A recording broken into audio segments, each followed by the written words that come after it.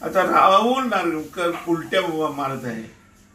कारण निकिता पवार ही अपक्ष उमेदवार 226ची तिने ज्याच्याही अधिकार म्हणजे 3 तारखेला जी आम्ही पत्रकार परिषद केली होती मुंबई मराठी पत्रकार संघामध्ये, त्याच ठिकाणी त्या अपक्ष उमेदवार यांचे पती दीपक पवार यांनी आरोप केलेला होता.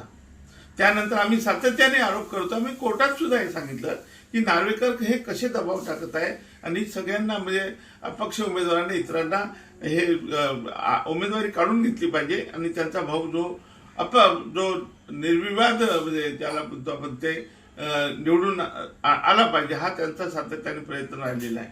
काल पत्रकार परिषदेत निकिता पवार आणि दीपक पवार यांनी जे काही आरोप केले ते खोडत असताना नार्वेकर म्हणतात की 5 दिवसानंतर यांना कशी जाग आली आणि ते म्हणतात की यांनीच उलट मला 5 करोड रुपये मागितले. तर मग नार्वेकरांना 5 दिवसानंतर कशी जाग आली आता कसे ते सांगतात. त्यापूर्वी त्यांनी का नाही सांगितलं, त्यापूर्वी त्यांनी का तक्रार दाखल केली नाही किंवा त्यांनी हे मीडियासमोर का नाही आणलं. हे सगळं फेक नॅरेटिव्ह तयार करण्याचा त्यांचा प्रयत्न आहे.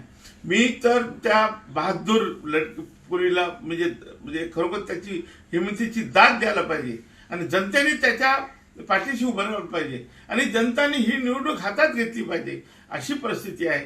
आणि अशा परिस्थितीमध्ये की देश बघतो आहे, महाराष्ट्राची बदनामी होते, मुख्यमंत्र्यांची बदनामी होते, पक्षाची बदनामी होते आणि त्यामुळे पक्षाने सुद्धा याच्यावर कारवाई केली पाहिजे.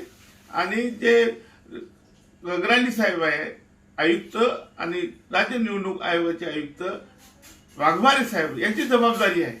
यांनी निष्पृह आणि पारदर्शक अशी निवडणूक घेण्याची जबाबदारी त्यांची आहे. त्यांचं या निवडणुकीवर जर नियंत्रण नसेल तर ही फार गंभीर बाब आहे.